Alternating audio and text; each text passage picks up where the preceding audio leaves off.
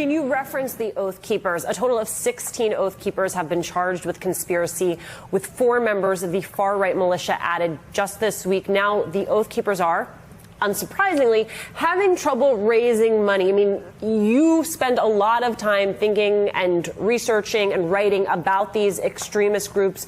Do you see this as a potential turning point?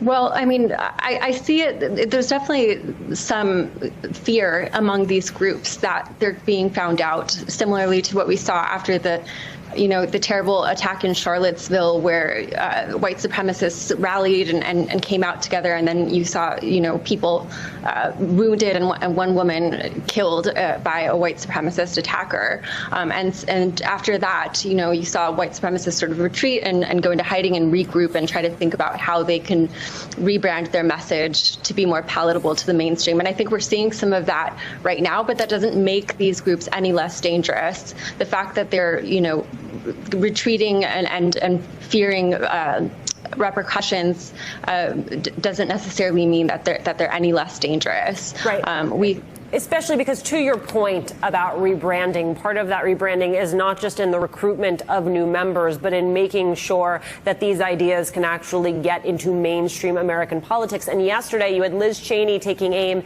at the GOP for embracing white supremacy. Take a listen. Leader McCarthy likes to talk about a big tent, and I think that's important. We want to have a big tent, but no tent should be big enough that it includes anti-Semites, racists, bigots. It's connected to January 6th. When you look at the symbols of white supremacy, the fact that a Confederate flag flew in the Capitol that day, the fact that you had Holocaust deniers, you had the symbols and the insignia of those things with the people, on the people who invaded the Capitol. Jean, all of this predates January 6th. How have Republicans like Stephen Miller fueled these beliefs, made them mainstream within the party? Well, that's exactly right. We have seen an absolute mainstreaming of white supremacist propaganda because this propaganda has been laundered through narratives about national security, about, protecting our heritage, about protecting the economy.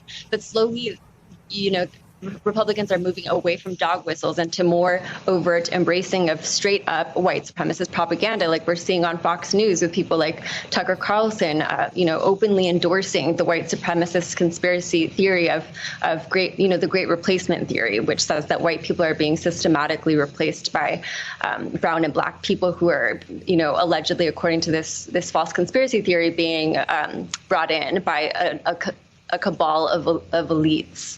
It's an incredibly dangerous theory, and these theories are becoming more mainstream. The idea of, reverse racism, which is being popularized by people like Stephen Miller, as I write about in my book, they're attacking all of the Biden administration's efforts for increased social justice and racial equity. For example, COVID relief for disproportionately affected black and brown farmers.